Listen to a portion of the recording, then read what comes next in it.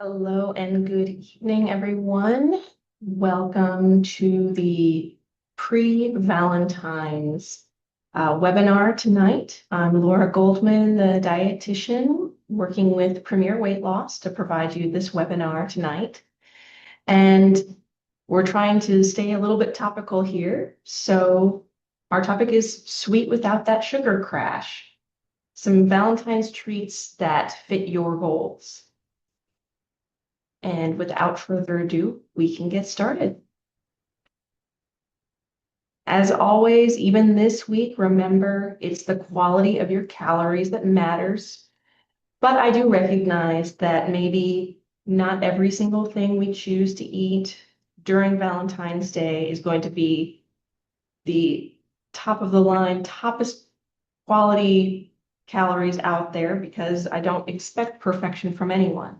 However, there are some things we can do to try and at least enhance the quality of some of these special treat calories. You can even see an example on this page that there's an almond included with some of the chocolate, which is going to actually make that better. And hopefully I can have a few other tips to help as well. Briefly, what we'll be covering this evening is a quick overview why Valentine's treats can be especially challenging to our bodies, why they can be problematic. But we will also talk about some strategies to enjoy Valentine's Day or the treats around them without dealing with too many crashes or GI problems. Included in those strategies are some practical ingredient swaps that maybe you can make. And by the end, we'll have a couple actionable challenges for you to try out this week. And as always, I like to leave some time and room available for your questions about this topic or any other nutrition topic that may come to mind. First and foremost, we'll talk about the challenge of Valentine's Day treats. I was thinking of those sweetheart candies that I don't know if anybody really likes them, but they are a classic Valentine's treat that is hard to miss in the grocery aisles, but also chocolates, et cetera, et cetera.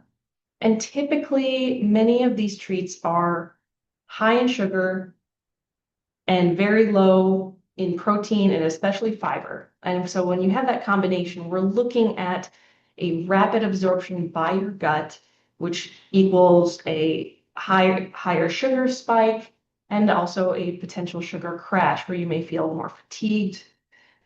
Also, sometimes high sugar foods can lead to some side effects that are a bit unpleasant, such as nausea, heartburn, some GI side effects that maybe you're not looking to experience any more than you have to. On the other side of things, when it comes to challenges, I think also the nostalgia or familiarity of these candies and desserts can be a challenge for us because we want to be able to participate or enjoy them in some way. And we don't want to feel like we're restricted from having that opportunity. And I think we should allow ourselves to participate in holidays that famously or infamously involve sweet or more or less decadent foods. What's important is that we aim for balance instead of depriving ourselves, because this little cycle here that I'm showing on the right of the screen is what can sometimes be a consequence if we fully deprive ourselves of a food that we really enjoy. Many times we will end up craving it to some extent. Then we will eat it or even overeat it and then feel shame about that. And it tends to be in this cyclical pattern that we sometimes will find ourselves stuck in. What's important is more that we work on building those sustainable habits. And so if you give yourself permission to enjoy the foods you like, but also have a little bit of planning ahead with that, there's this food freedom that you can experience where you don't feel like you're restricted or overdoing it. And some of those ways of planning ahead are to think strategically about, first and foremost, I'll touch on protein and fiber. There's some other strategies that we'll talk on for the following slides, but let's talk first on the protein and fiber strategies. Firstly, we can look at protein pairing. This might be a little more about what you would choose or what you make at home. So if you can aim for having 15 to 20 grams of protein with your desserts or your treats, then that can help slow the absorption and also slow the rise of your blood sugars. And so I gave some examples where there are some creative ways that people are involving Greek yogurt with chocolate. Also, there are plenty of protein-based desserts with black beans and brownies, or some protein powders and some other cookies or bars, and also nuts with candy, the classic trail mix that we know of, or you can see M&Ms with peanuts. Those can all be a part of protein pairing. Granted, usually M&Ms with peanuts are not going to get you that 15 to 20 grams, but it's a start. We can also look at focusing on fiber, and this is whether or not you're eating at home or dining out, because if you know you're going to have dessert, I listed here to pre-treat yourself with a fiber boost at your main meal. Normally, dessert follows very quickly afterwards.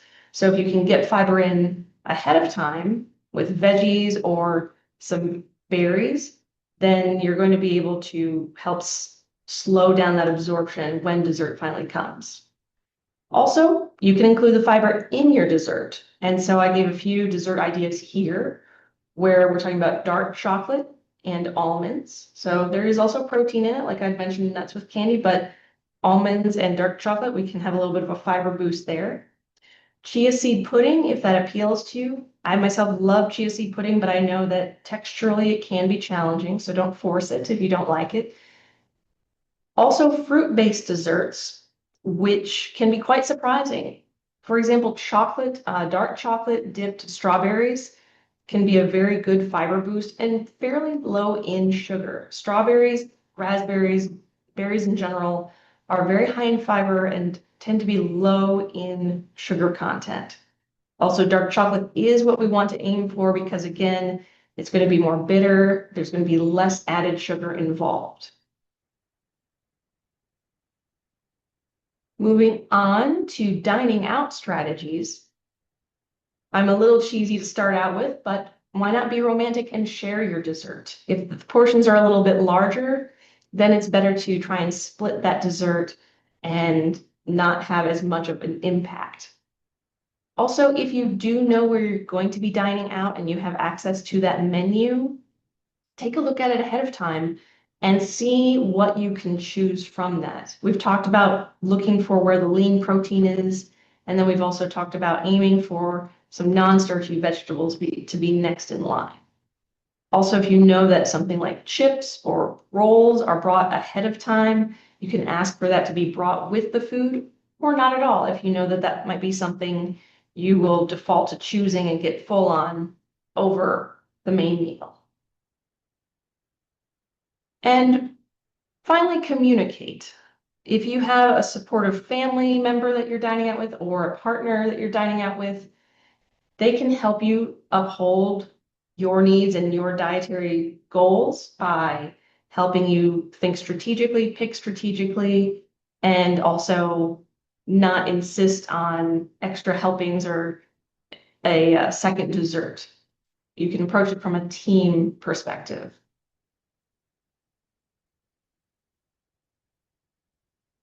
Also, if you happen to be making desserts at home, or if you're looking for healthier options, we can look at swapping some ingredients that make it not too terribly obvious that something has been different.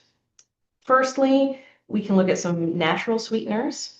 So they have a lower blood sugar impact and also a lower caloric impact, typically, when compared to sugar. And I believe all of these, I know monk fruit, erythritol, and stevia at least, I'd have to investigate the allulose. They are generally not resistant, but they can handle heat. So if you cook with them, as long as you double check the labels, because sometimes things might be a little bit different with the ingredients, but Typically, these can be used in baking without causing any flavor problems. But some examples here are allulose.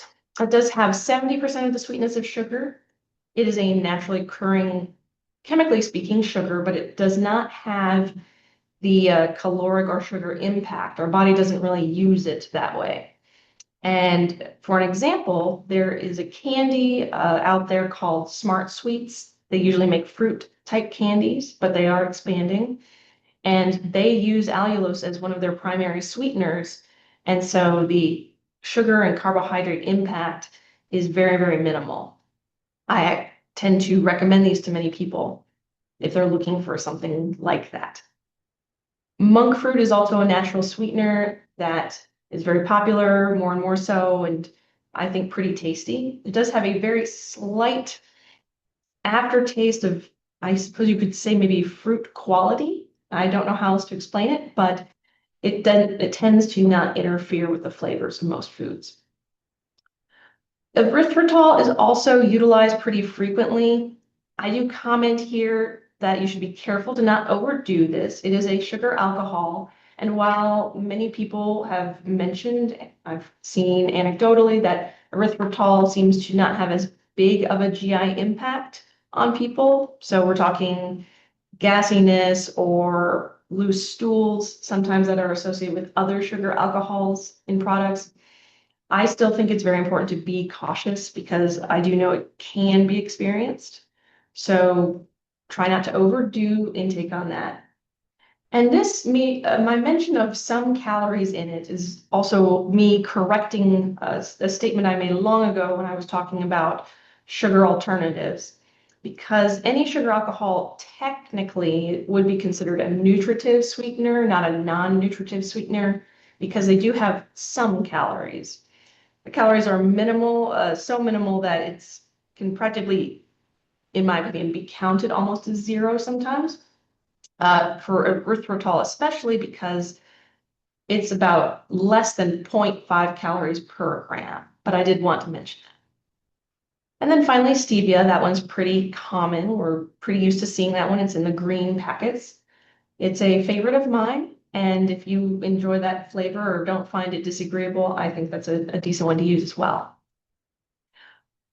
I gave an example on the left here of Lily's because Lily's brand likes to use some alternative sweeteners. I most recently looked and erythritol seems to be their main sweetener that they use. And their products taste fairly good, and most people who have eaten it report very good tolerance to it. And they offer a variety of flavors, but especially they do have a lot of dark chocolate options, which is something that I mentioned that you want to choose dark chocolate whenever possible. And we're looking at 70% or more because, again, that's going to be lower in added sugars when compared to milk chocolate. Lily's might be a little bit different, but also I do think it's good to get the polyphenols and the healthy compounds that you can find more readily in dark chocolate as well. And also, this might be a bit surprising, but try to avoid fat-free options. Choose full fat if that's available. Fat-free often can translate to added sugar because we're trying to make it taste good again, I guess you can say. And so when people remove fat, you have to add something, and that tends to be sugar in many cases. I would prefer people have full fat options because one, it's likely that you're going to have less added sugar, but two, it's going to empty from your stomach a little bit more slowly. And I think that fullness feeling is going to be very important.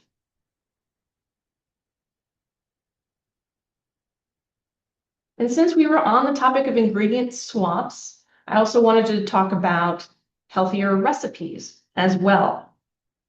And two Valentine's Day ideas that really appealed to me for different reasons were this protein mug cake. And when we're talking protein, they're not kidding. It has, I know the calories seem fairly steep, at 318 calories, although that's fairly typical for a dessert that you might find in a restaurant as well. but you now also have 29 grams of protein, which is no small amount, that's for sure.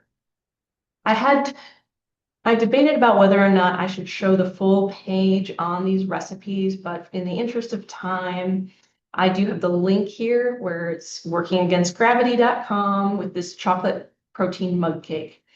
If this sounds of interest to you and you don't want to take a screenshot or are unable to access that website, please let myself or the Premier Weight Loss team know about this or any of the other links that I list, because we'll be more than happy to send you the link through an email or some other manner. So don't worry on that.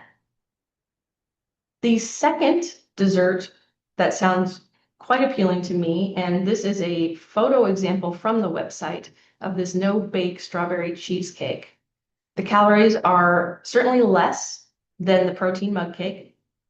Admittedly, the protein is also quite a bit less. I did the calculating a few times based on the ingredients, and I think we're looking at around 6 grams total. However, 6 grams with 150 calories is not bad. And that was from the runningwithspoons.com website there. Some additional recipe inspiration if you would like it, with many, many, many more recipes available. There's one at bakerita.com, which it's more than 50 healthier Valentine's Day desserts. Her focus seems to be on gluten-free, dairy-free, and refined sugar-free, if any of those are interested or are of interest to you. And Food Network also had about 10 healthy Valentine's Day desserts. And so that would also be worth checking out if you feel inspired to try a new dessert or at least see a new way to create a classic.